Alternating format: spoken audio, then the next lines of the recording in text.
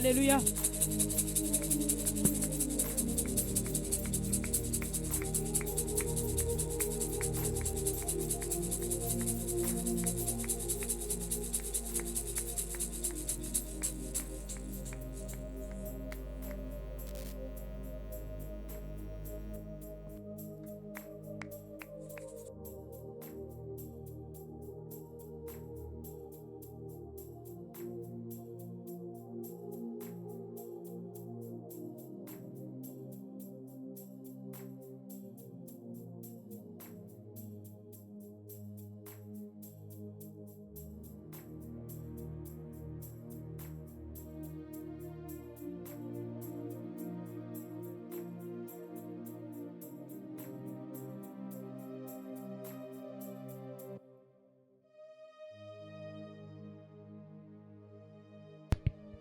Alléluia.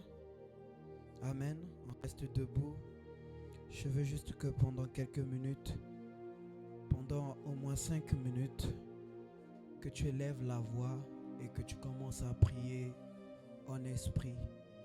Et le but de cet exercice, c'est de te permettre de te disposer ce soir pour capter la pensée de Dieu, pour t'aligner à sa volonté et pour pleinement imprégné du message qui sera relâché, du message qui sera libéré.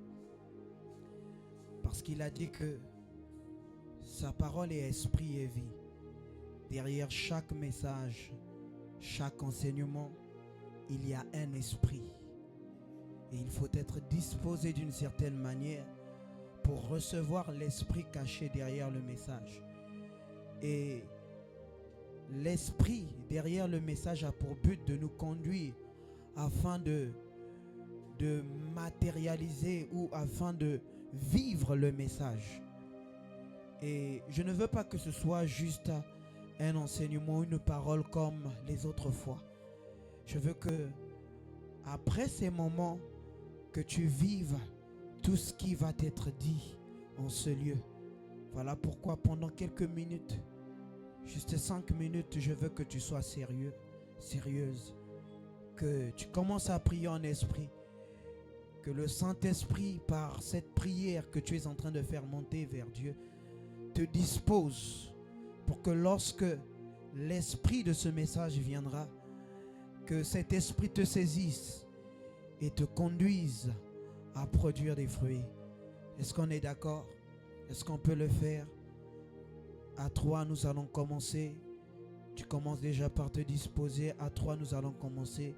Et nous allons prier en esprit. 3, 2, 1, go. Est-ce qu'on peut faire? Est-ce qu'on peut le faire? Rata paraba shatayama. Rabababababababa. Est-ce que tu peux prier en esprit? Est-ce que tu peux commencer à prier en esprit pour te disposer? Requite le coste paricanto Nali albare blessi prandolo sade Requite que parahatadesh Ravivivi kabarabashaya Onana labramante leredebos E precli terable paria Radiga sute que peribabosha Rataka parabashataya. Dispose-toi. Est-ce que tu peux monter en esprit? Raviva katale brakataha. Adi et tous les compalebres de la paria. Rive de lish que palemandes aperabli canto requite peligrande la paricatos. Quelque chose va se passer dans ton atmosphère. Remande les brosses i paradis canté el caricatoria pare que douche elisque parmante lisa requite que pele compale cataria el kia paramandes radakataka parabashata ravivivika parekate que tous que pale cante arade cantaria dispose-toi irrequeturia paramande parman lepra de cantaria baba paratakataka palabra kataya. Nous n'avons que 5 minutes. Vas-y, prie. Dispose ton esprit à se connecter à la pensée de Dieu ce soir, à se connecter à la pensée de Dieu ce soir. Ratakataka palabra Kataya, afin que tu sois cette terre fertile qui reçoive ce message. Rekapi et Pelige, Renimel Kaparia, Ranekamba lebra de Katae, Ireduse Parikatosha, Reketeke Parekata, Inonono Pariamante, Eshataka Paria Baba Baba Baba. Plus que quelques minutes, plus que quelques minutes. Vas-y. Plus que quelques minutes, dispose ton esprit. Dispose ton esprit. Rataka Paradabaha. Eleke tous les compala. Parce que Dieu voudrait parler à un esprit ce soir. Dieu voudrait parler à un esprit ce soir. Rapakataka Parabashataya. Dieu veut parler à un esprit ce soir. Et Kadosh Kepeli Kante. Literia Paramande. Ibreli Greske Paremantosa. Dieu veut parler à un esprit ce soir. Dieu veut emmener un esprit à monter les préclanterables. Dieu veut emmener un esprit à croître, à grandir, à se développer ce soir.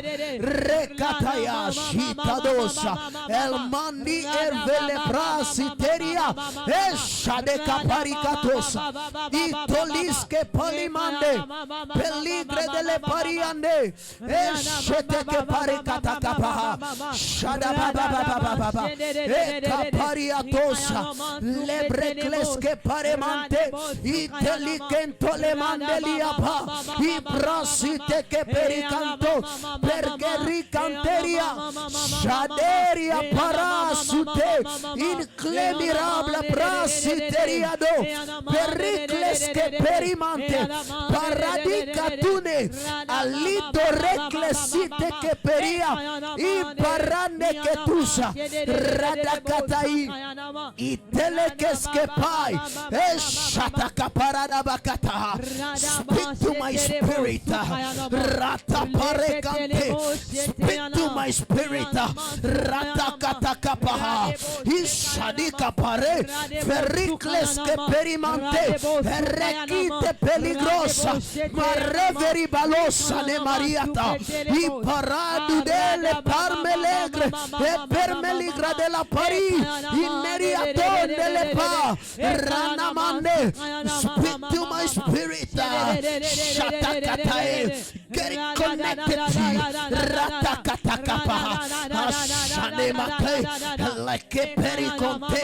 Get it connected reketuske el cimento la viva di la pared rite permeli grande la pariate i reketushe periate i reketoria baba. Au nom de Jésus. Au nom de Jésus. Est-ce que tu peux acclamer pour le Saint-Esprit alors qu'on se rassoit dans sa présence? Nous te recommandons le total contrôle de ce moment. Seigneur, fais-nous du bien. Dans le nom puissant de Jésus. Emmène-nous à grandir davantage et à faire partie de la catégorie de ceux qui te plaisent, de ceux qui font ta joie, de ceux qui font ton bonheur. Seigneur, nous voulons grandir. S'il te plaît, dispose-nous encore et que, Seigneur, que ta parole prime, que ta parole travaille, que ta parole nous façonne, que ta parole nous modèle ce soir, dans le nom puissant de Jésus. Nous avons ainsi prié. Est-ce que tu peux me donner un bon amen? Amen. Je te sens timide ce soir. J'ai l'impression que tu es effrayé par les chaises vides. Je ne veux pas que tu le sois. Parce que si tu es là, cela veut dire que tu es le propriétaire de ce message. Ce message t'est destiné. Et Dieu a voulu que cette parole te parvienne pour qu'elle te serve de trampoline pour monter encore en spiritualité. Dieu a permis ce message pour toi afin que après ces moments, que quelque chose se produise dans ta vie.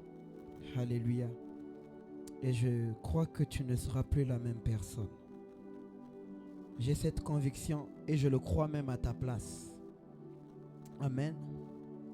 Nous sommes à notre première soirée de notre séminaire ce soir qui s'articule autour de la thématique dénommée « Faire la volonté de Dieu ».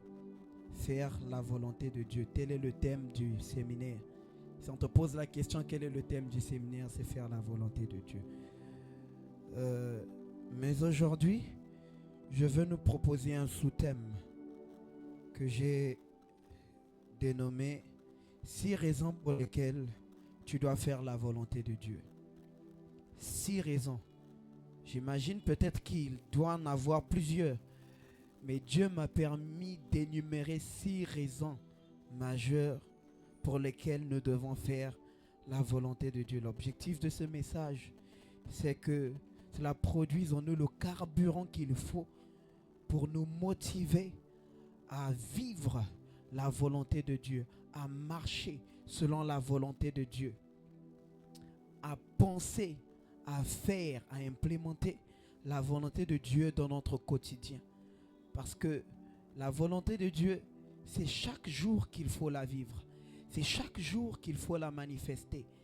Et je suis là pour nous montrer le pourquoi de pratiquer la volonté de Dieu. Alléluia.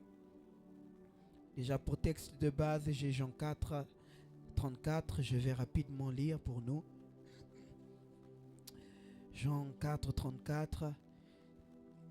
Jésus leur dit, ma nourriture est de faire la volonté de celui qui m'a envoyé et d'accomplir son œuvre.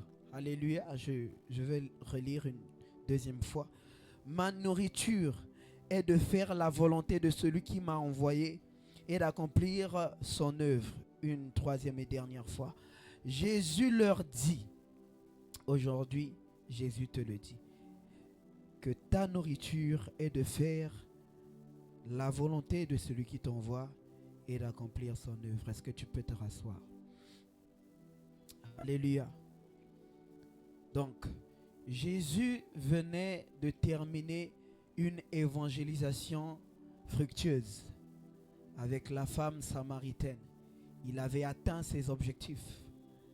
Alors qu'il avait atteint ses objectifs, il savait qu'il avait satisfait le cœur du Père. Et les disciples qui s'étaient eux déplacés pour aller chercher des vivres parce qu'ils avaient faim, quand ils reviennent, ils proposent à Christ de manger.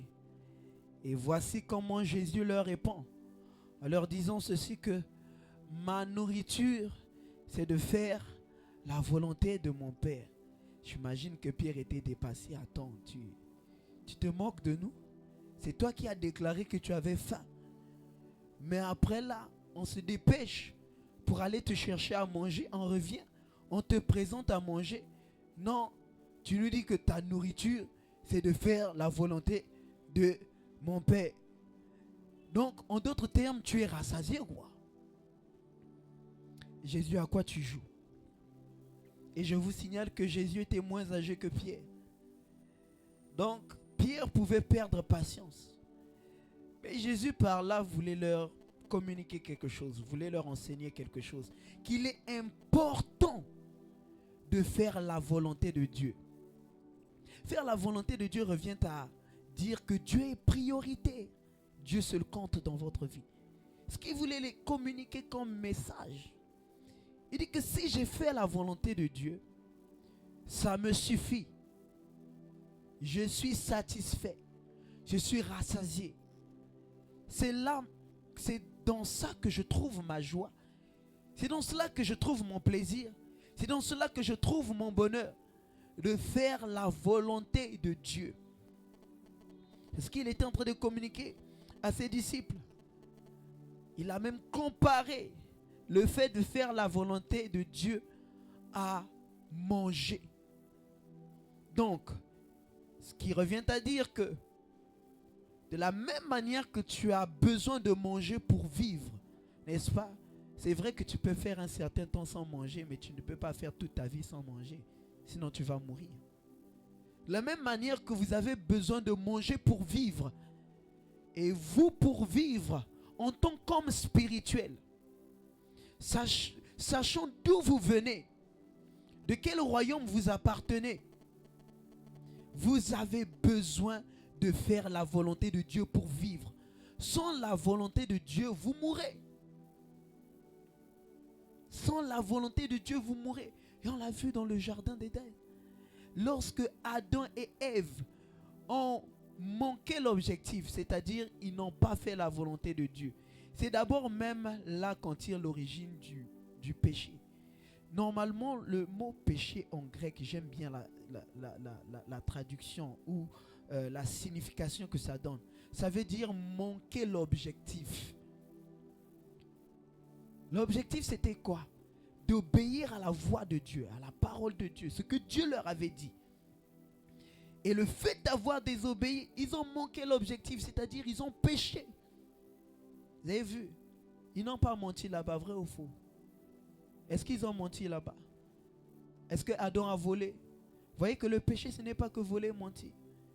Le péché, c'est faire tout ce qui va à l'encontre de la volonté de Dieu. Ah oui, c'est ça. Imagine que Dieu voudrait que je porte une veste bleue, oui. Et un certain niveau d'intimité où Dieu t'impose même le vestimentaire. Dieu voudrait que je m'habille en veste bleue. Je vais porter ma veste rouge. Ai-je obéi à Dieu? Ai-je pratiqué la volonté de Dieu? Et là, je pêche. Vous savez, certains parmi vous, Dieu vous a demandé des choses. Vrai ou faux? Dieu vous a dit des choses personnellement. N'est-ce pas?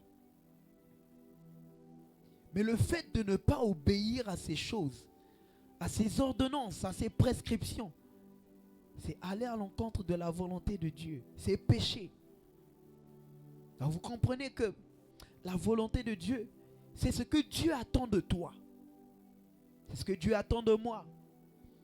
La volonté de Dieu, c'est ce que Dieu veut que tu fasses pour lui. Et c'est une bonne question à se poser chaque jour quand vous vous réveillez. Seigneur, qu'est-ce que tu attends de moi? Qu'est-ce que tu veux de moi en ce jour? C'est cette habitude que Jésus ne cessait de communiquer à ses disciples. Très tôt le matin, il pouvait se réveiller, aller en prière dans un lieu désert. Mais pourquoi le faisait-il? C'est pour connaître la volonté de Dieu, d'où il les a répondus. Comme ceci dans Jean 4, 34. Ma nourriture, c'est de faire la volonté de Dieu. Donc chaque jour quand il se lève, le pain quotidien qu'il demande, ce n'est pas 10 000 francs comme toi ou comme moi. Ce n'est pas Seigneur, donne-moi 50 000, j'ai besoin de 50 000 francs. Il dit Seigneur, si tu me donnes 50 000 francs, je ferai ce que tu veux. Seigneur, j'ai besoin de 200 000 francs, Seigneur. Il y a un business là que je veux mettre en place. J'ai besoin de ça. Et nous, on associe le pain quotidien à ça.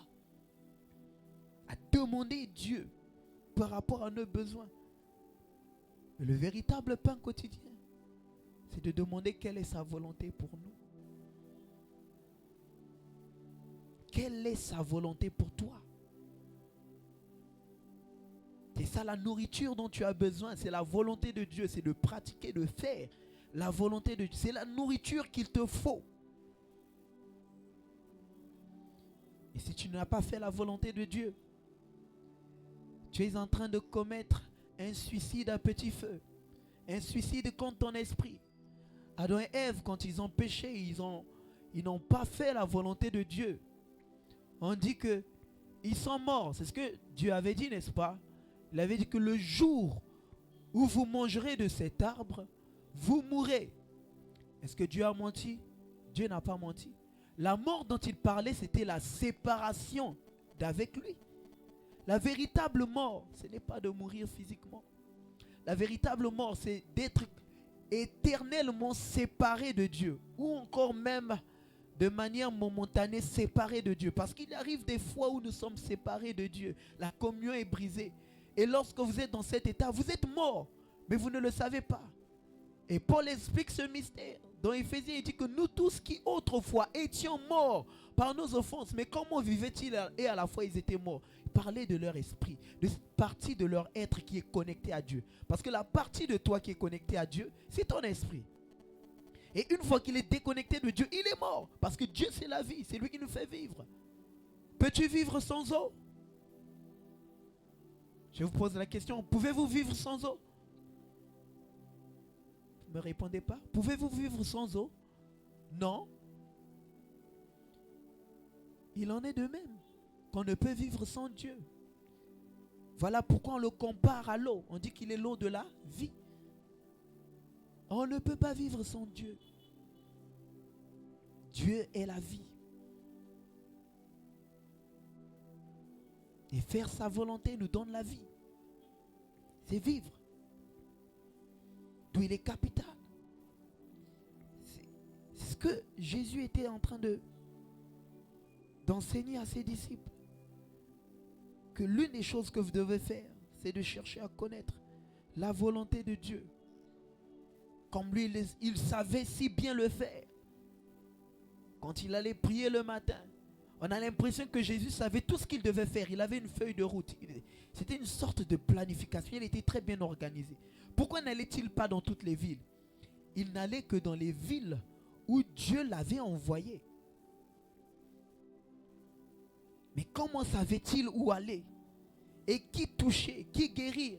Vous imaginez, il rentre là-bas à la piscine de Bethesda. Il y a beaucoup de malades, mais il va vers un seul pour le guérir. Beaucoup auraient dit que Jésus vraiment, il est terrible, hein, il n'est pas bien. Jésus n'est pas bien. Il y avait plusieurs malades, mais il n'a guéri qu'un seul. Et puis il est retourné. Il n'a pas vu ce boiteux, il n'a pas vu cet aveugle. Mais il a juste vu un seul. Mais c'était la volonté de Dieu pour lui de... Il dit que le Fils n'agit pas de par lui-même. C'est lorsqu'il voit le Père agir que lui aussi il agit. C'est une manière de dire que ce que le Père veut, c'est ce que je fais. Je ne fais pas ce que je veux. Et là-bas dans le jardin de Gethsémane, par sa prière, nous l'avons compris. Il a dit non toutefois, pas ma volonté, mais ta volonté. Telle devrait être notre prière. J'imagine Jésus en prière chaque matin. Jésus, quelle est ta... Et Seigneur, quelle est ta volonté? Mon Père, non pas ma volonté aujourd'hui, mais que ta volonté soit faite. Fais-moi connaître ta volonté pour ce jour. Je veux savoir. Je veux savoir. Je veux savoir. Alléluia. Et permettez-moi de nous montrer, avant de passer directement à ces 6 raisons majeures, les moyens par lesquels nous pouvons connaître la volonté de Dieu. L'un des moyens par lesquels tu peux connaître la volonté de Dieu, c'est dans la prière, comme Jésus savait si bien le faire. Parce que la prière n'est pas l'action de quémander à Dieu, n'est pas quémander ou demander à Dieu comme on le pense. La prière est un dialogue. La prière est quoi? Un dialogue, un échange entre deux personnes. Ce n'est même pas un monologue. Pour plusieurs, la prière est devenue un monologue. On parle, on parle, on parle, on parle, on parle, on parle. On étale nos besoins. Dès qu'on a fini, on sort, on va. Mais quand est-ce que Dieu va te parler? Quand est-ce va-t-il répondre? C'est en cela qu'on reconnaît un dialogue. La prière est un dialogue.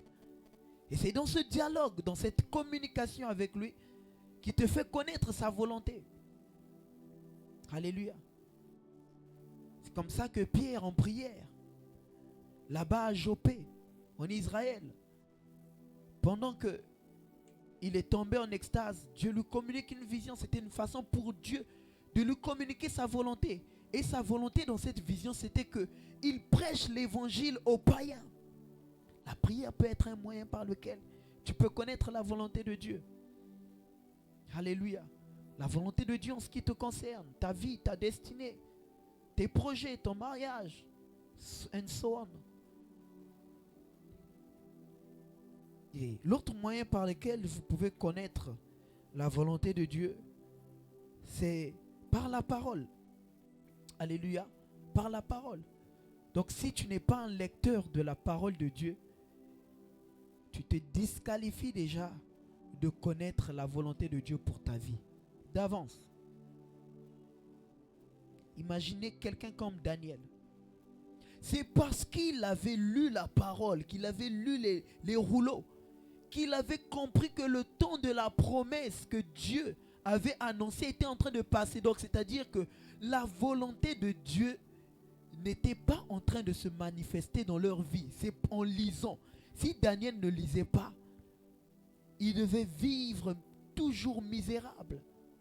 Il devait continuer à être captif. C'est par là qu'il a su que non, la volonté de Dieu, c'est qu'il ne soit pas captif, mais qu'il soit libéré. C'est à partir de là que Daniel a commencé à prier. Mais si Daniel n'avait pas lu, comment devait-il connaître la volonté de Dieu? Il y a des choses que tu ignores, que Dieu a promis au travers de sa parole, qu'aussi longtemps que tu ne les liras pas, tu ne les vivras pas. Et Satan te volera, te trompera. Parce que tu ne prends pas la peine d'étudier. Alléluia. Ça, c'est l'un des moyens par lesquels on peut connaître la volonté de Dieu. Et l'autre, c'est par le jeûne et la prière. Le jeûne, jeûner, c'est important. C'est très, très, très important. Je vais donner un exemple pour qu'on avance un peu plus rapidement à cause du temps. Paul et Barnabas, vous vous souvenez dans Actes des Apôtres? Ils étaient en jeûne et prière, n'est-ce pas? Vrai ou faux? Qui se souvient? Ils étaient en jeûne et prière. Je crois que ça devait être en Antioche, si je ne me trompe pas. Alors qu'ils étaient en jeûne, il y avait des prophètes et des docteurs. Alors qu'ils étaient en jeûne et prière, on dit que l'Esprit Saint s'est exprimé. Il dit que mettez-moi à part Saul et Barnabas pour l'œuvre à laquelle je les ai appelés. Ah, donc s'ils n'avaient pas jeûné, ils n'avaient pas prié, ils ne devaient pas connaître quelle était la volonté de Dieu pour leur vie. Ce à quoi Dieu les avait appelés, ils ne devaient pas savoir. Mon frère, ma soeur, jeûner et prier, c'est important. Ça vous permettra de connaître la volonté de Dieu. Alléluia. Alors, nous allons rentrer dans le vif de notre sujet. 6 raisons majeures pour lesquelles tu dois faire la volonté de Dieu. Le pourquoi. Tu dois te donner les moyens de faire la volonté de Dieu. Je donne ces raisons pour que ça te galvanise. De sorte à ce que tu t'imposes cette discipline. Que je dois faire la volonté de Dieu. À l'instar de Jésus. Je suis sûr que Jésus l'avait compris. Voilà pourquoi il l'a comparé à la nourriture. Il a dit que je dois, de la même manière que je dois manger tous les jours. C'est comme ça que je dois vivre la volonté de Dieu dans ma vie tous les jours. Alléluia. Et ma prière pour nous qui sommes là, c'est qu'après ces moments, qu'on recherche toujours la volonté de Dieu. Qu'on fasse toujours la volonté de Dieu. Qu'on fasse toujours ce qui plaît à Dieu. Alléluia. La première raison pour laquelle tu dois chercher à toujours faire la volonté de Dieu. Tu dois toujours chercher à être dans la volonté de Dieu, quoi qu'il arrive. C'est pour toujours être exaucé. Toujours être exaucé. Jean 11, 42 dit ceci. Pour moi, je savais que tu m'exauces toujours. Mais j'ai parlé à cause de la foule qui m'entoure, afin qu'ils croient que c'est toi qui m'as envoyé. Jésus est en train d'affirmer que toutes les fois qu'il prie, Dieu l'exauce toujours. Dieu le répond toujours. Mais en guise de quoi? De ce verset que nous avons lu. Il a appris à faire de la volonté de Dieu sa propre volonté. Et celui qui fait la volonté de Dieu plaît à Dieu. Celui qui fait la volonté de Dieu est agréable à Dieu. Croyez-vous qu'un père dont le fils fait la joie pourrait lui refuser quelque chose? Je pose la question. Non. Excusez-moi, ce n'est pas pour me vanter, mais moi je sais ce que c'est. En grandissant, j'ai très souvent fait la joie de mon père. Oui. Je faisais partie de ceux qui, lorsqu'il disait quelque chose, j'écoutais, je faisais. Et surtout, c'est quelqu'un qui nous poussait beaucoup à l'école à travailler, qu'il fallait vraiment prendre au sérieux son avenir, les études. Et c'est ce que j'ai fait. Et à force de le faire, j'ai constaté que toutes les fois que je lui demandais quelque chose, il ne me disait jamais non. Il me donnait toujours. Après, j'avais compris, c'est parce que je faisais toujours ce qu'il voulait. Voilà pourquoi il m'était toujours favorable. Est-ce qu'il y a encore d'exceptionnel? Il y a des choses même que je ne lui demandais pas qu'il me donnait. À croire qu'il connaissait même mes goûts. À ces moments, il rentre de voyage, il m'emmène quelque chose. Des fois, je suis la seule personne à qui il l'emmène. Vous voyez comment on active la grâce? C'est ça la grâce. Vous n'avez pas demandé quelque chose, mais la chose vous est donnée. L'un des moyens d'activer la grâce de Dieu, qu'elle agisse de manière manifeste dans vos vies, c'est de faire la volonté de Dieu. Vous n'allez plus rien forcer. Il y a des choses même que vous n'allez pas demander à Dieu, que Dieu naturellement va vous donner. Salomon, de par sa réponse, il a tellement fait les délices de Dieu, il a tellement touché le cœur de Dieu, parce que c'était la volonté de Dieu pour lui qu'il demande la sagesse, qu'il ait la sagesse. Et quand il l'a fait, Dieu l'a donné la richesse en retour. C'est ce qui se passe. Toutes les fois que vous pratiquez la volonté de Dieu, que vous marchez selon la volonté de Dieu, Dieu vous est favorable, agréable. Il vous accorde même les choses pour lesquelles vous n'avez pas demandé. Vous n'allez même plus prier pour certaines choses. Dieu naturel, avant même que vous ouvrez vos bouches, Dieu vous les donne. Vous allez même vous demander, qu'est-ce qui m'arrive? Qu'est-ce que j'ai fait? Pourquoi Dieu me... Et les gens vont vous envier autour de vous. Et certaines personnes, ne les enviez pas. Vous voyez la grâce de Dieu se manifester dans leur vie. Vous voyez, il y a certaines circonstances qui leur est favorable. Vous dites, ah mais lui, pourquoi? Et pourtant nous aussi on prie. Ce n'est pas qu'une affaire de prier, c'est une affaire de faire ce que Dieu veut. Et ces personnes font ce que Dieu veut. Ils paient le prix. Oui, faire la volonté de Dieu, c'est un prix à payer. Parce que tu dois t'effacer, ta volonté doit disparaître pour que la volonté de Dieu prenne place. C'est-à-dire, tu ne vis même plus pour toi, mais tu vis pour Dieu. Comment ne pas récompenser une telle personne, d'après vous? Comment Dieu ne récompenserait pas une telle personne? Si nos pères biologiques sont capables de le faire, à combien plus fort le Père céleste? À combien plus forte raison? Comme Luc 11 le dit, il donnera-t-il pas de bonnes choses? Dieu a de bonnes choses en réserve pour vous et moi. Mais vous n'aurez qu'accès à ces choses lorsque vous apprendrez à pratiquer sa volonté, à l'instar de Jésus. Il n'a jamais rien refusé à Jésus. Vous comprenez? Jésus a prié pour les gens guéris. Dieu l'a exaucé. Pourquoi? Parce qu'il a toujours fait les délices de Dieu.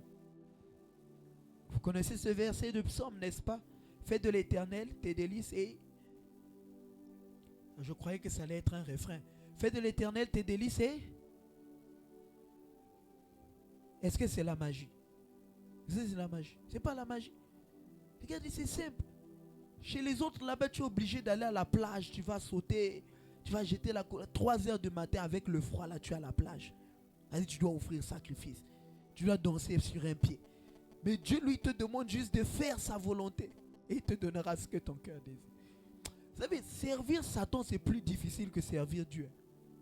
Je vous dis la vérité. À cette heure-ci-là, je vais aller dormir sur un cimetière. Les carreaux là blancs, glacés, je vais aller dormir là, torse nu. Tandis que Dieu me demande seulement de m'asseoir. Je suis assis sur mon lit, je vais prier. Entre ça et aller au cimetière, vous allongez. Vous préférez quoi? Vous voyez? Servir Satan, c'est un supplice. Vous croyez que servir Dieu, c'est compliqué? Ou faire la volonté de Dieu, c'est compliqué? Faire celle du diable, c'est encore terrible. C'est plus terrible. C'est plus terrible. C'est terrible. C'est horrible. C'est inhumain. Voilà pourquoi vous voyez ces gens-là, ils ont un mauvais cœur. Parce qu'ils savent ce que ça les a coûté. Ils savent. Quand tu vas venir obtenir les choses gratuitement chez lui, il a dormi sur un cimetière. Et puis tu penses qu'il va te donner gratuitement comme ça. Car soit tu viens, tu rentres de la même chose, ou soit tu restes. La volonté de Dieu. Embrassez-la, aimez-la, chérissez-la. Même lorsque vous ne la comprenez pas, elle est douce à la fin. Elle est très douce à la fin. Elle est très douce. La volonté de Dieu. Ça, c'était la première des raisons. La deuxième raison, we are going quickly because of the time. La deuxième raison, c'est pour vivre les promesses de Dieu. Pour vivre les promesses de Dieu. Alléluia. Somme de Deutéronome 28. Deutéronome 28.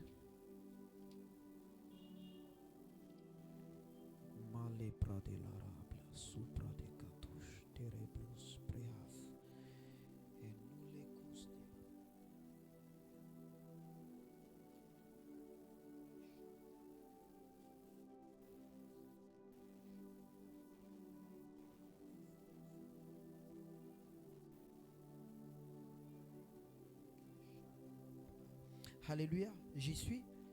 Vous y êtes, Deutéronome 28. Vous y êtes. Deutéronome 28, vous y êtes. So let's go. Je crois que le premier et le deuxième verset m'intéressent.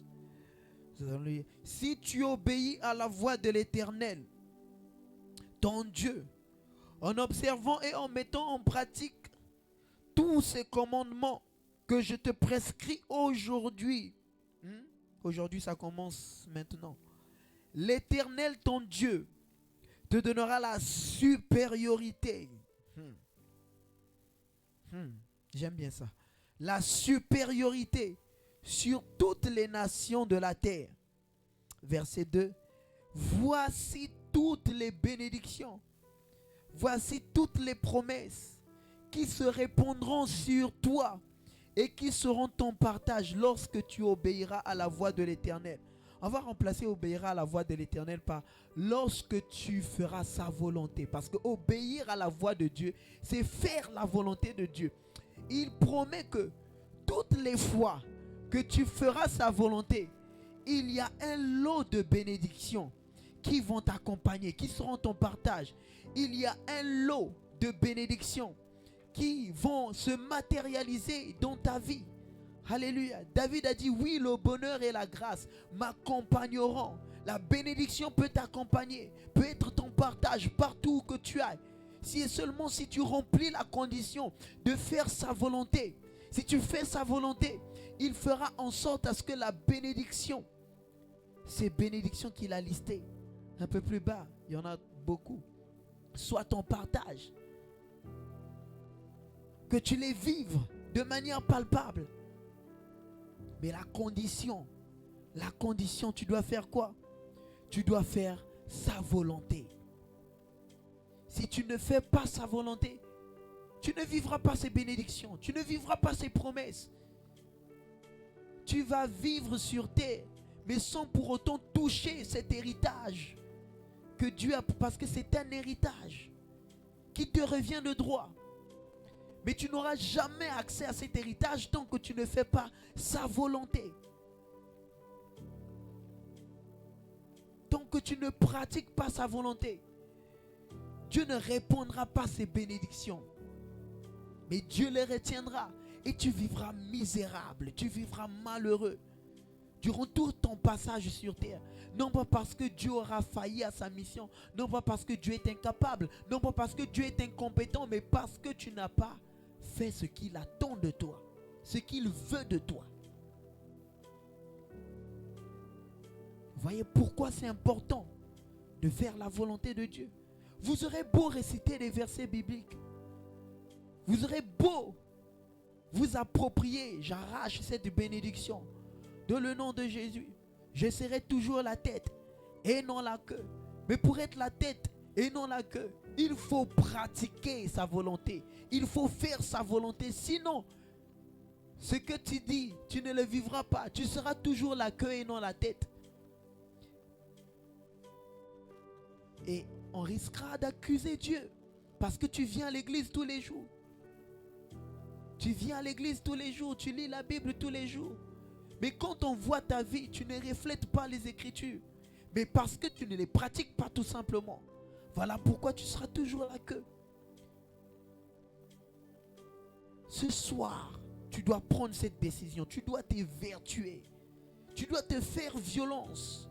Tout comme il pouvait le dire aux disciples depuis l'époque de Jean-Baptiste jusqu'à aujourd'hui. Le royaume des cieux est forcé. Seules les violences n'en ont pas.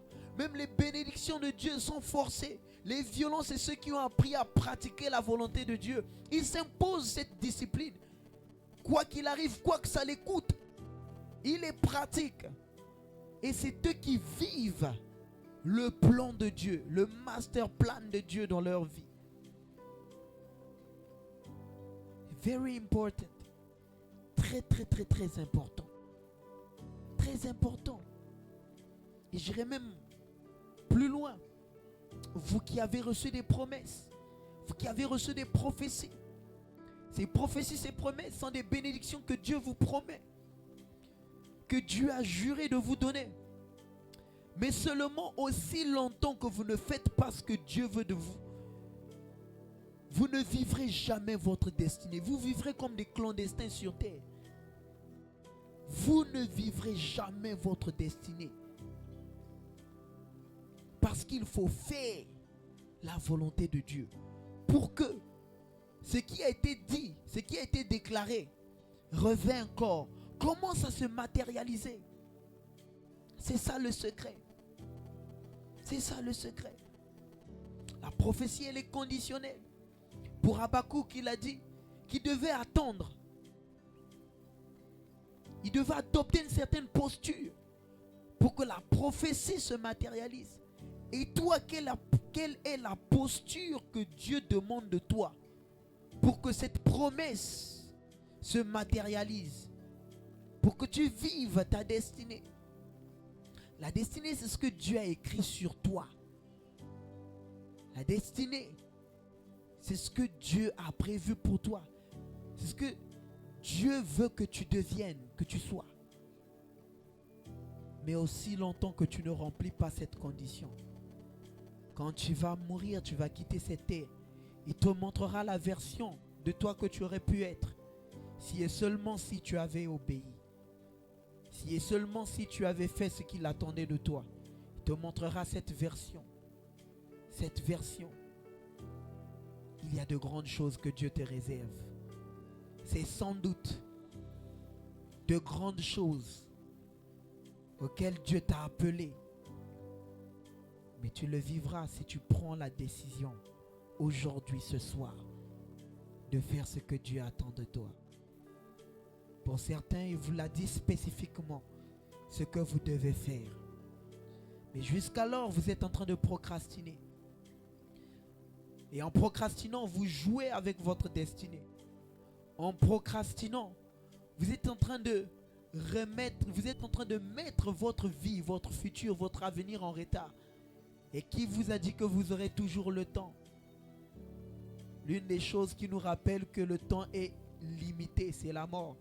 La mort peut frapper à n'importe quel moment. À ce que je sache, tu ne sais pas quelle est l'heure de ton départ. Tout comme tu n'as jamais su quelle était l'heure de ton arrivée. Et quand est-ce que tu devais arriver. Et tu ne sais pas aussi quand est-ce que tu vas partir. C'est la raison pour laquelle tu dois utiliser précieusement ce temps. Il dit que non, c'est l'apôtre Paul qui le dit, que racheter le temps, car les jours sont mauvais. On rachète le temps en faisant quoi? La volonté de Dieu.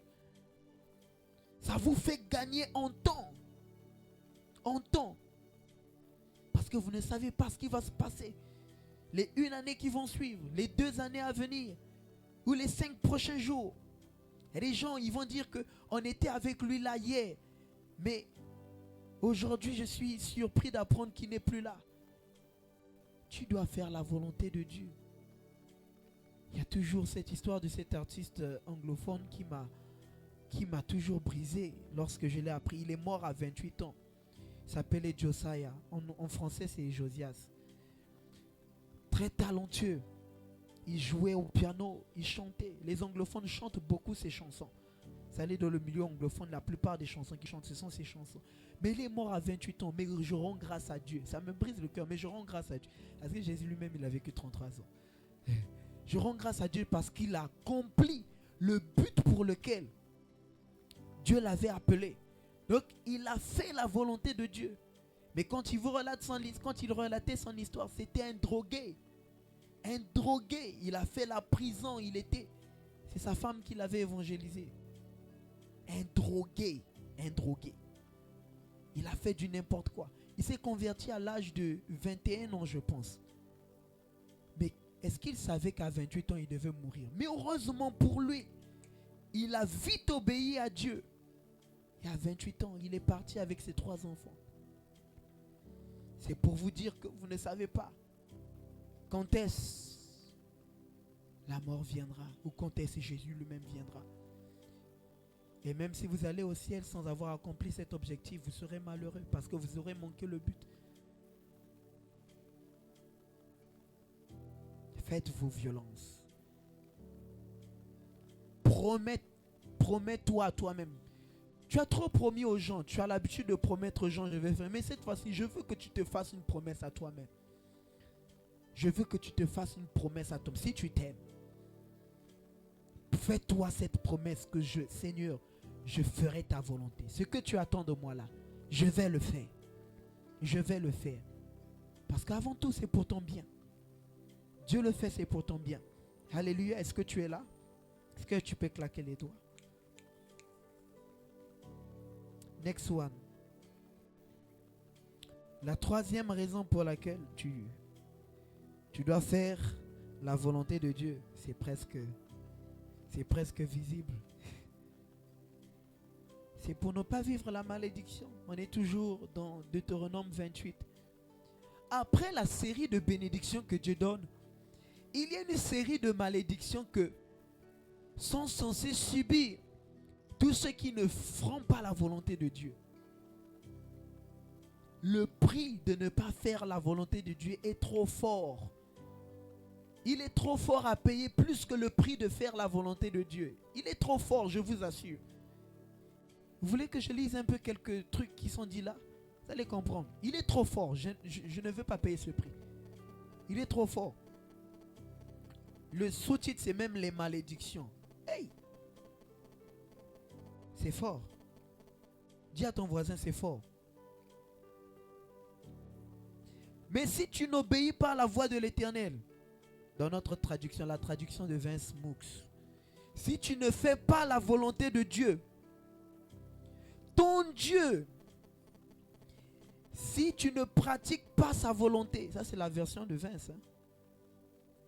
Bientôt moi aussi je vais mettre ma version quelque part. Et ne même pas en pratique tous ses commandements et toutes ses lois.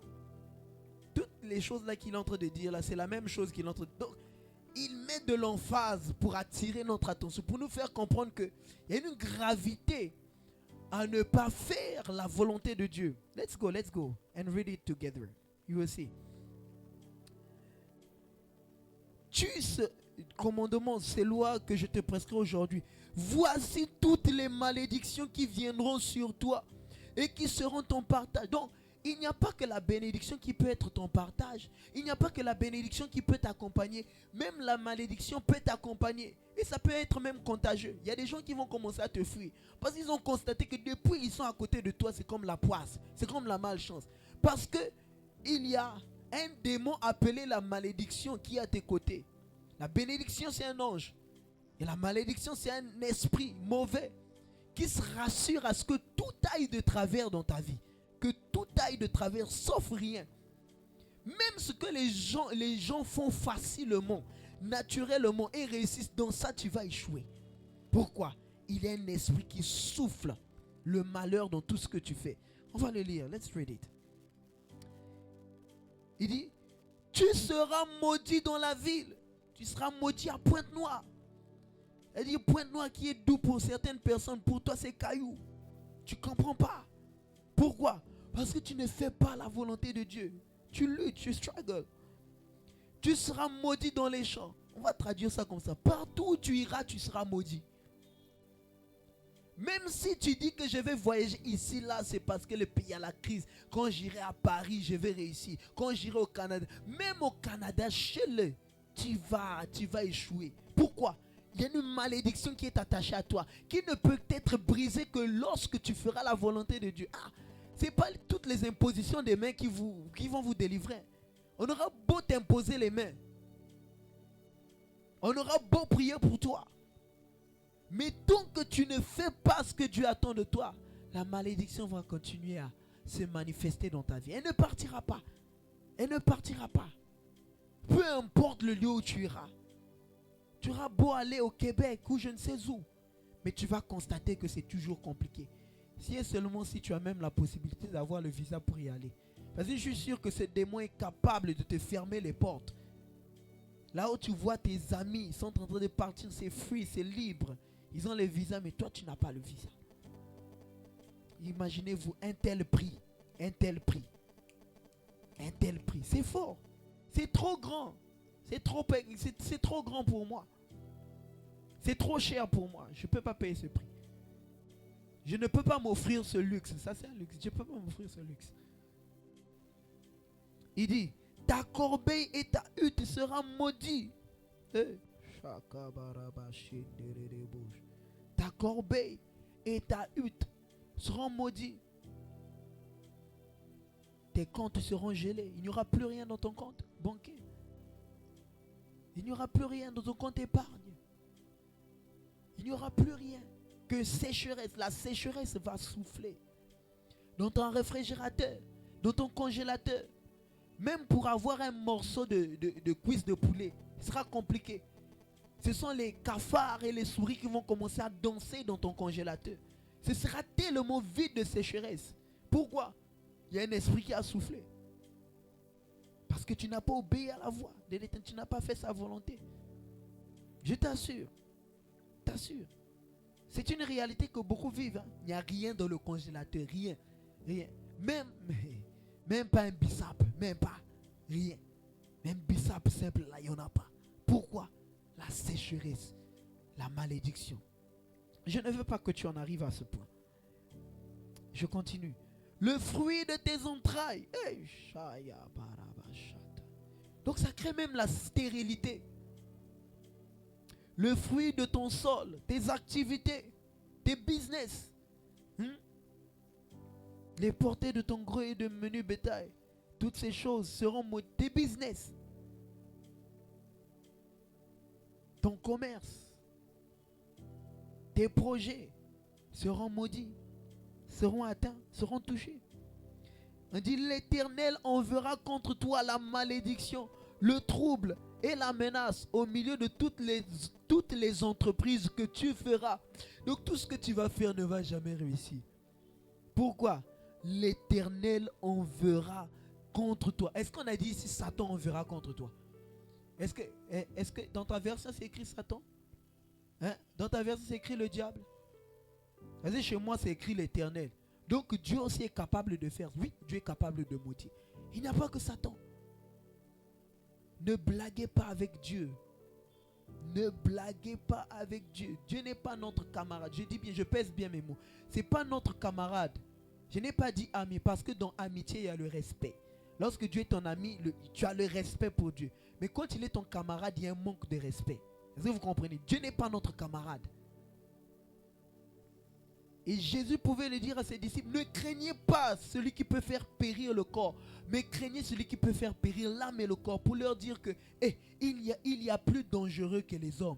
Il y a plus dangereux que Satan. Satan c'est un petit joueur. Satan c'est un petit joueur. En termes de méchanceté, Satan c'est un petit joueur. Vous-même regardez, quand vous entendez parler de l'enfer, on dit que les temps de feu et de soufre. L'image qu'on a de ça, c'est le volcan. Vous imaginez baigner dans cette chose pour l'éternité. Voici le châtiment que Dieu réserve pour tous ceux qui vont rater le passeport pour le ciel. Vous vous rendez compte que Dieu n'est pas quelqu'un avec qui on blague. Quand Dieu châtie, punit, C'est pas rien. Il dit Satan, c'est-à-dire que Satan prend des notes quand Dieu lui-même il prend en charge ton dossier. Et c'est ce qui arrive dans la vie de tous ceux qui vont à l'encontre de sa volonté, ne pratiquent pas sa volonté. Dieu lui-même les prend en charge.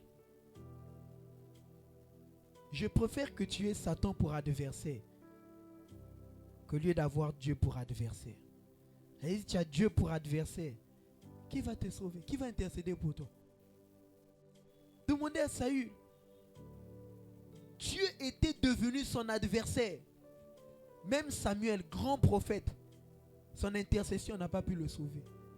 Vous imaginez le danger? Let's go. Jusqu'à ce que tu sois détruit. Hey! Jesus. Jusqu'à ce que tu périsses promptement. Donc Dieu va se rassurer que tu dis, ça c'est pas l'œuvre du diable, c'est l'œuvre de Dieu lui-même. À cause de la méchanceté de tes actions, qui t'aura porté à m'abandonner. Donc celui qui ne fait pas la volonté de Dieu abandonne Dieu. Et Dieu ne pardonne pas ceux qui l'abandonnent. Voici ce qu'il les réserve. La liste est longue. C'est juste pour te donner un aperçu du prix fort à payer de ne pas pratiquer la volonté de Dieu. Alléluia. Et comme je vous l'ai dit, Saül en a payé le prix. Dieu lui demande de faire quelque chose. Dieu lui dit, tu vas dévouer par interdit tes adversaires, ainsi que ces bêtes. Tout ce qu'il y a dans les maisons, tu vas dévouer par interdit. Tu ne laisseras rien. Il dit, ok, d'accord, oui, Dieu, j'ai compris. Mais arrivé sur le terrain, il commence à réfléchir. Il épargne le roi, sa famille. Il met quelques troupeaux de côté. Et l'excuse, la raison qu'il se donne, c'est qu'il va l'offrir à Dieu. Est-ce que c'est ce que Dieu lui a demandé? Quand Dieu ne vous a pas demandé quelque chose, ne faites pas. C'est pour cela qu'il est important de connaître sa volonté. Ne faites pas ce que Dieu ne vous a pas demandé. Ça vous coûtera cher. Nadab et Abihu ont emmené un feu étranger dans la présence de Dieu. Est-ce que Dieu les a demandé de venir allumer le feu là-bas? Non. On dit qu'un feu est sorti du sein de l'Éternel pour les consumer. Dieu ne les a rien demandé. Un autre exemple, Uza. Est-ce que c'est Dieu qui lui avait demandé de soutenir l'arche, d'aller tenir? Non. Mais il en a payé de sa vie. Rassurez-vous de connaître la volonté de Dieu et de pratiquer exactement ce que Dieu attend de vous. Sinon, c'est la mort que vous invitez. C'est la malédiction que vous invitez sur vous. À l'instar de Saül. La quatrième raison. Nous sommes dans Matthieu 7, 21. Matthieu 7, 21.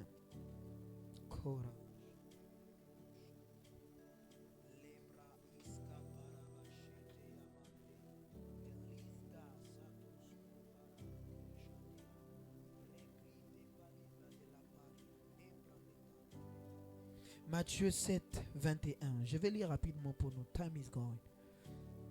We are running out of time. Ceux qui me disent, Seigneur, Seigneur, n'entreront pas tous dans le royaume des cieux. Aha. Mais celui-là seul qui fait la volonté de mon Père qui est dans les cieux. Ah, Jésus merci, Jésus merci. Jésus nous donne la condition par excellence pour avoir accès au paradis, pour avoir accès au ciel. Il dit, c'est celui-là seul qui fera sa volonté. Ce n'est pas juste une affaire de prier. Tu auras beau prier, tu auras beau prêcher comme moi. Tu auras beau exhorter, tu auras beau modérer, chanter comme les porteurs de l'arche. Mais aussi longtemps que tu ne fais pas ce que Dieu attend de toi, tu n'hériteras pas du royaume des cieux. Tu n'iras pas au ciel. Tu ne pourras pas avoir accès au ciel. Aussi longtemps que tu ne veux pas pratiquer sa volonté. Peu importe le nombre de tes bonnes œuvres. D'ailleurs même, elles ne sont bonnes que dans la mesure où elles plaisent à Dieu. Elles ne sont bonnes que dans la mesure où Dieu les agrée. Si ce sont les hommes qui les agréent et non Dieu, tu es à côté de la plaque. Et c'est dans ce mensonge dans lequel nous sommes rentrés. C'est de celui de pouvoir plaire aux hommes. On fait les choses pour plaire aux pasteurs. On fait les choses pour plaire aux anciens. On fait les choses pour plaire à ceux qui sont autour de nous. Mais on fait tout pour ne pas plaire à Dieu. On obéit aux hommes, mais on n'obéit pas à Dieu. Tu sais ce que Dieu t'a dit, mais tu vas à l'encontre pour plaire à quelqu'un. Et crois-tu que tu vas rentrer au ciel comme ça? Je ne suis pas sûr. Il a dit. Ce n'est pas tous ceux qui crient Seigneur, Seigneur. Il a dit que d'autres diront même que n'avons-nous pas prophétisé? C'est-à-dire, ce n'est même pas le don qui te qualifie pour aller au ciel. Ce n'est même pas la puissance que tu peux manifester, l'onction que tu peux dégager. Tu peux être plein d'onction et rater le ciel. C'est possible. Aussi longtemps que tu n'obéis pas à la volonté de Dieu. Tu dois obéir à la volonté de Dieu pour sécuriser ton salut. C'est pour cela que Paul pouvait dire que travailler à votre salut avec crainte et tremblement. Travailler à son salut, c'est de faire la volonté de Dieu. Ce qui permet de garder, de sécuriser, de chérir ce salut pour que tu aies l'espérance d'aller au ciel. Si tant que tu n'atteins pas cette dimension, n'espère même pas aller au ciel. Que ça n'effleure même pas ton esprit. Que ça ne traverse même pas ton esprit. Tu dois obéir, tu dois pratiquer. C'est ce que Dieu attend de toi, attend de moi pour accéder au ciel. C'est la condition par excellence. Faire la volonté de Dieu.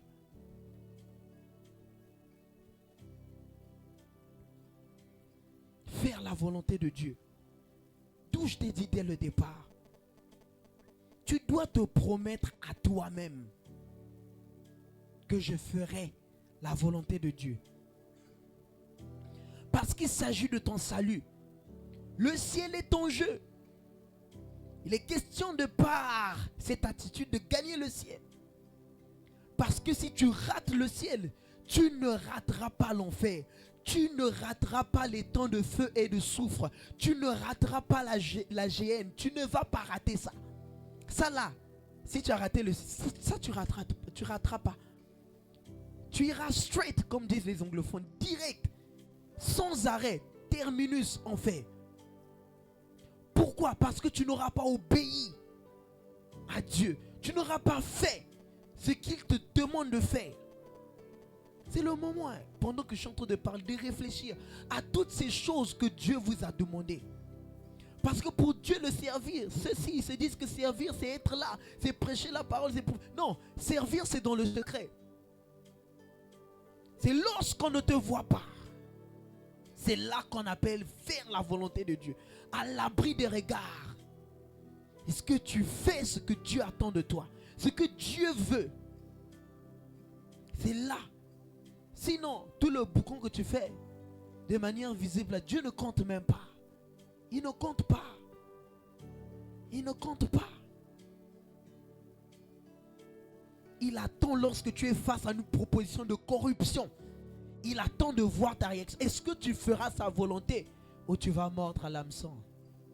C'est là où il t'attend. C'est là où il t'attend. Ce sont ces choses qui te font gagner le ciel, sécuriser le ciel. Celui-là seul qui fait la volonté de mon Père. Tu veux être qualifié pour le ciel? Alors à partir d'aujourd'hui, décide de faire la volonté de ton Père. It was the fourth reason. La quatrième raison, on a presque fini.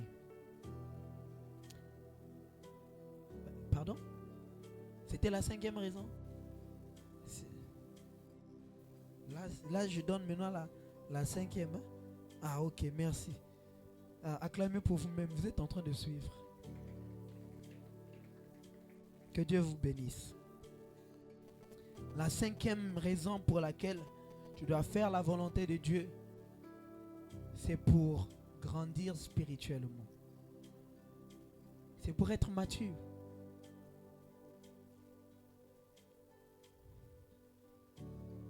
Aussi longtemps que tu ne fais pas pas la volonté de Dieu, tu n'es pas un homme mature, tu n'es pas une femme mature en esprit. Parce que l'un des signes par lesquels on reconnaît quelqu'un de mature en esprit, c'est par sa capacité à faire la volonté de Dieu. D'où Paul pouvait réprimander les Corinthiens en leur disant que n'êtes-vous pas charnels, vous qui vous comportez d'une certaine manière, n'êtes-vous pas des enfants? Parce que lorsqu'on est enfant spirituel, on est charnel. Vous savez, les enfants se laissent toujours conduire par leur penchant, vrai ou faux? Il est là, en plein 22h, il peut te demander de lui acheter le bonbon. Tandis que le bonbon peut gâter ses dents. Plein 22h, il te dit j'ai besoin du bonbon. Vous voyez? Voilà pourquoi Proverbe dit que la folie est attachée au cœur de l'enfant. La folie. C'est-à-dire que les enfants sont charnels. Les enfants spirituels sont charnels. Sont conduits par leur penchant. Sont conduits par leurs désirs. Et Paul les a énumérés dans Galates 5 à partir du verset 19. Si toutes les fois vous êtes conduits par ces choses, ça veut dire que vous êtes encore des enfants spirituels. Et si vous êtes des enfants, vous êtes encore charnels. Et si vous êtes charnels, votre place pour le ciel est en danger. Mais j'aime ce qu'il dit dans Galates 5, 22. Il dit que mais le fruit de l'esprit, c'est l'amour. Quand on parle de fruits, on parle de maturité. Donc ceux qui sont matures, le Saint-Esprit les conduit à manifester l'amour. C'est ce qu'il est en train de dire. Le Saint-Esprit les conduit à travailler leur caractère de sorte à ce qu'ils soient toujours dans la joie, qu'ils manifestent la patience vis-à-vis des autres, qu'ils manifestent la bonté, la bénignité, la fidélité. C'est par là qu'on reconnaît quelqu'un de mature. Et ça, la Bible dit que la loi, la suite dans le verset 23, n'est pas contre ces choses. En d'autres termes, Dieu n'est pas contre ces choses. Dieu n'est pas contre ça. Dieu est pour. S'il est pour, c'est que c'est sa volonté. Dieu veut que nous puissions manifester un tel caractère. D'où il a dit, Jésus à ses disciples, c'est à ceci que l'on reconnaîtra que vous êtes mes disciples. Ce qui caractérise les disciples, c'est la maturité. La maturité, pourquoi? Parce qu'ils suivent le maître. Ils font tout comme le maître. Ils incarnent les principes du maître. Il dit, à ceci l'on reconnaîtra que vous êtes mes disciples. Si vous vous aimez, pas si vous parlez en langue, pas si vous prophétisez, pas si vous chassez les démons, mais si vous vous aimez, c'est là qu'on reconnaît un véritable disciple, c'est là qu'on reconnaît un homme spirituel, un homme mature. Un homme spirituel n'est pas reconnu par sa capacité à faire des choses, mais à manifester le caractère de Christ. Tu peux faire de grandes choses, mais tant que tu n'as pas le caractère, tu es à côté de la plaque. Tu ne fais pas la volonté de Dieu. Voilà pourquoi Paul pouvait dire que même si je donne mon corps jusqu'à être brûlé, même si j'ai la foi capable de déplacer les montagnes, mais si je n'ai pas l'amour, c'est-à-dire si je n'ai pas le caractère de Dieu, toutes ces choses ne sont que vanité. Toutes ces choses ne représentent rien aux yeux de Dieu. Ce qui compte pour Dieu, c'est ton caractère. Ce qui compte pour Dieu, c'est ton caractère. Voilà pourquoi il dit qu'il ne regarde pas aux apparences, mais il regarde au cœur. Le cœur, c'est le caractère. Dieu regarde à ton caractère. Et Dieu veut que tu incarnes son caractère. Dieu, il a dit que soyez donc parfaits comme votre Père Céleste l'est. Le grec traduit ça par conforme. Soyez donc conforme à votre Père Céleste. Donc, si Dieu est amour, je dois être amour. Si Dieu est bonté, je dois être bonté. S'il est miséricorde, je dois être miséricordieux. C'est ça la volonté de Dieu. Et c'est ce qui détermine ta maturité. Aussi longtemps que tu ne pratiques pas ces choses, tu n'es pas mature. Donc, sa volonté est un moyen pour nous de devenir des hommes matures, des hommes spirituels. C'est ce que Dieu attend de toi. C'est ce que Dieu attend vis-à-vis de moi. Alléluia. La sixième La sixième et dernière raison, puis nous allons clôturer, c'est nous devons faire la volonté de Dieu pour ne pas faire la volonté du diable. Alléluia. Est-ce que tu es là? Je répète, nous devons faire la volonté de Dieu pour ne pas faire la volonté du diable. Vous croyez pourquoi Jésus, en apprenant les disciples à prier, l'un des points forts de prière qu'il donne, ou l'un des sujets phares, c'est que ta volonté soit faite sur la terre comme au ciel. N'est-ce pas? Pourquoi les incite-t-il à prier pour que la volonté de Dieu se fasse sur la terre? La terre dont il parle, c'est ta vie. Donc, dans leur vie, comme elle est faite au ciel, pourquoi les incite-t-il à prier comme ça? C'est parce qu'il sait que naturellement, la volonté de Dieu n'est pas faite sur la terre. Naturellement, elle n'est pas faite sur la terre.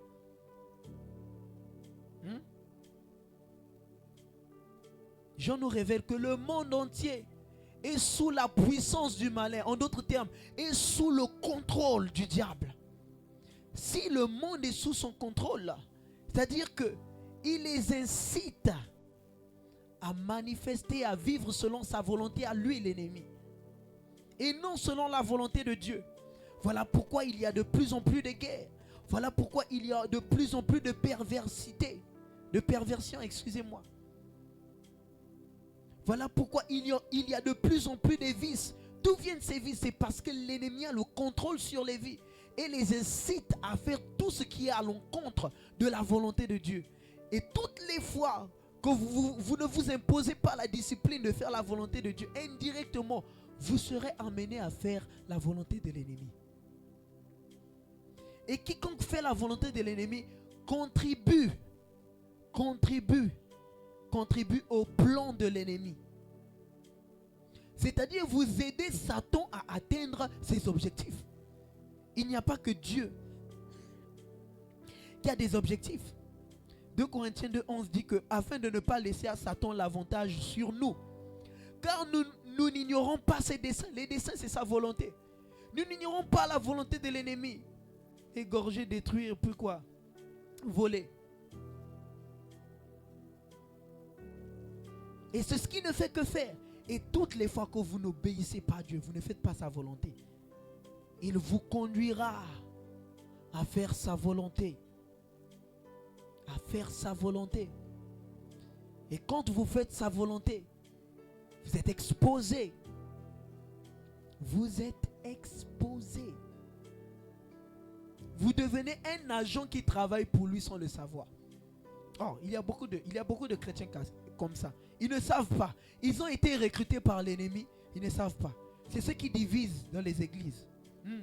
Ce sont des agents. Ils ne savent pas qu'ils sont agents doubles. Ils ont besoin de prière et de délivrance. Oui, c'est comme ça. Rick Joyner, un prophète américain, pouvait avoir cette vision. Il dit qu'il a vu la bannière de l'ennemi s'était élevée. Il marchait contre l'église. Sa cible, c'était l'église. Et sur le nom de la bannière avait pour nom l'accusateur des frères. C'était ça, le nom de la bannière. Et il entrait dans l'église. Il dit que devant, il y avait un nombre de chrétiens, Mais ces chrétiens étaient aveuglés. Ils ne savaient pas qu'ils étaient dans le camp de l'ennemi. Et leur travail, c'était d'utiliser l'épée et de s'entretuer, de tuer les uns les autres. C'est comme ça qu'on utilise la parole, mais pour descendre les autres. On utilise la parole comme arme, comme Satan a fait contre Jésus. On l'utilise maintenant mal pour descendre les autres, pour les tuer davantage au lieu de les relever. Au lieu de les relever, on les tue. Quand papa dit, nous sommes la seule armée qui tue ses propres soldats. Mais quand vous faites ça, vous facilitez la tâche à l'ennemi. En d'autres termes, nous travaillons pour lui sans le savoir. Voilà pourquoi vous devez vous appliquer à faire la volonté de Dieu. pour ne pas tomber dans le piège de faire la volonté du diable. Parce que, Paul dit, c'est ce qui lui donne l'avantage sur nous. Oui, Satan peut avoir de l'avantage dans ta vie lorsque tu ne fais pas la volonté de Dieu. Il manifeste automatiquement ses desseins dans ta vie. Alléluia. Faites la volonté de Dieu. Désirez la volonté de Dieu. Et aimez la volonté de Dieu. Alléluia. Lèvons-nous dans la présence de Dieu.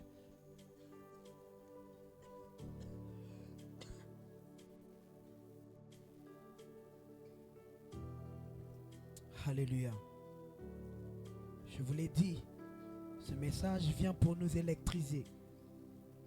Produire en nous la force dont on a besoin pour faire la volonté de Dieu. De là où tu es, tu vas juste faire cette prière. Tu vas dire, Seigneur, aide-moi à faire ta volonté. Aide-moi à faire ta volonté. Donne-moi ton esprit. Répands sur moi ton esprit. Afin qu'il produise en moi la force. Selon qu'il est écrit, je puis tout par celui qui me fortifie. Ça veut dire qu'il est possible que tu fasses la volonté de Dieu. Si le Saint-Esprit te fortifie, tu as la capacité de faire la volonté de Dieu.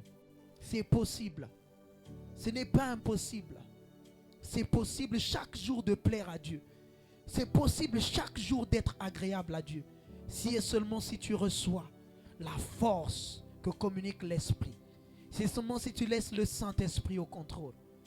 Tu peux commencer à élever la voix et dire, Seigneur, Seigneur, remplis-moi de ton esprit afin qu'il produise en moi la force, les capacités nécessaires pour toujours faire ta volonté, pour toujours agir selon ta volonté, pour faire ce qui te plaît et non te déplaît, afin que je ne sois pas abominable à tes yeux.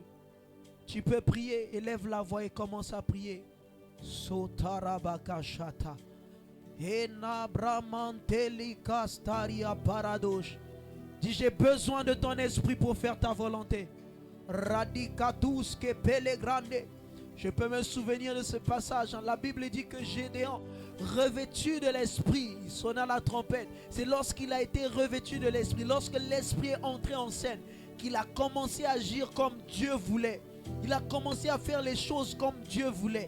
Il a commencé à être agréable à Dieu. Lorsque le Saint-Esprit a pris le dessus, c'est le moment que le Saint-Esprit prenne le dessus. Parce qu'il est écrit, car tous ceux qui sont conduits par l'Esprit de Dieu sont fils de Dieu. Sont fils de Dieu. Tous ceux qui sont conduits par l'Esprit de Dieu plaisent à Dieu. Tous ceux qui sont conduits par l'Esprit de Dieu font la volonté de Dieu. Élève la voix. Dis, j'ai besoin de ton esprit. J'ai besoin de ton esprit ce soir. Shataka parabaha. Lekame aparikantolos ke paridai. Lebri filabremantelia, l'iclostoria parakite telija. Si tu reconnais que tu es faible, tu as besoin de la force de l'esprit. Ravivivi katosha. Vous vous souvenez, Pierre qui une fois était peureux lorsque l'esprit est venu. L'esprit l'a communiqué l'audace. L'audace, mandekasa. Pour plusieurs, vous avez besoin d'audace. Pour plusieurs, vous avez besoin de force. Ramachata. D'autres de puissance. Les kamante, les kandos. Les bremele kanteria paradu kante. Ireketu pele gradi la paria. Les pramita de los arebalia. Radaba shataka parabababababa. Vas-y, prie, ne prends pas cette prière à la légère. Ne prends pas cette prière à la légère.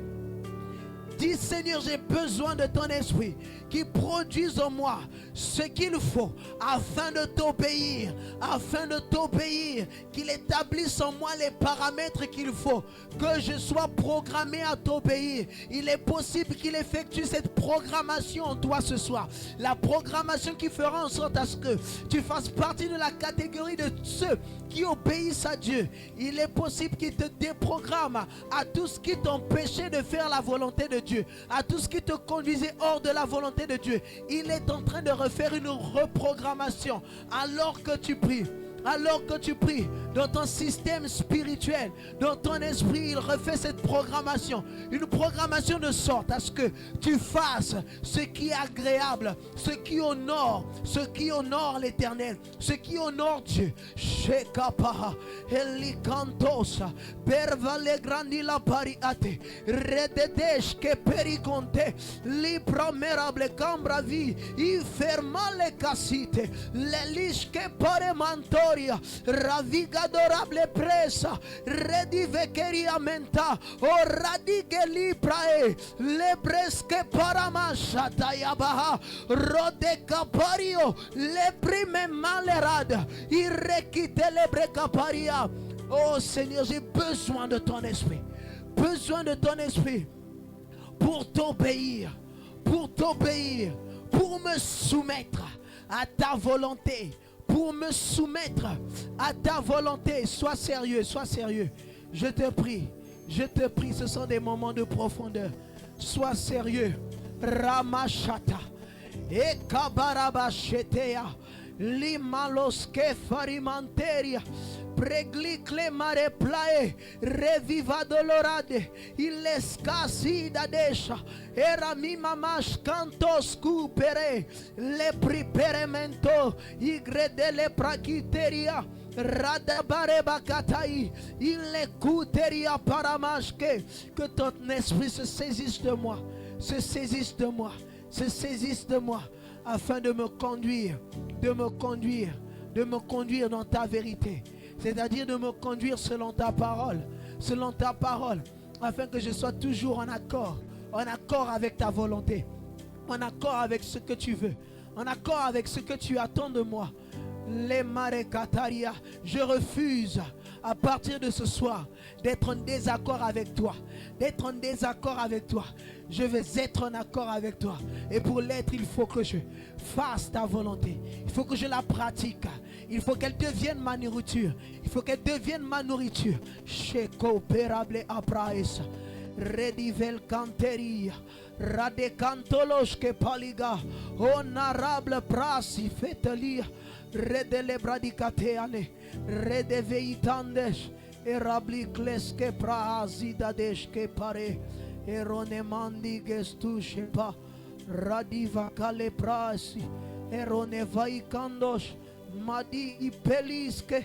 Logle paremante. Prose farigai. Noneria pe. Shedeli compelidai. Rodecli satérable. De le nom puissant de Jésus. Tu peux garder le silence dans sa présence. Garde silence dans sa présence. Et laisse-le murmurer quelque chose dans ton cœur.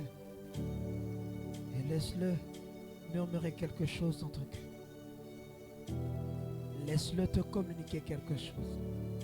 Maintenant.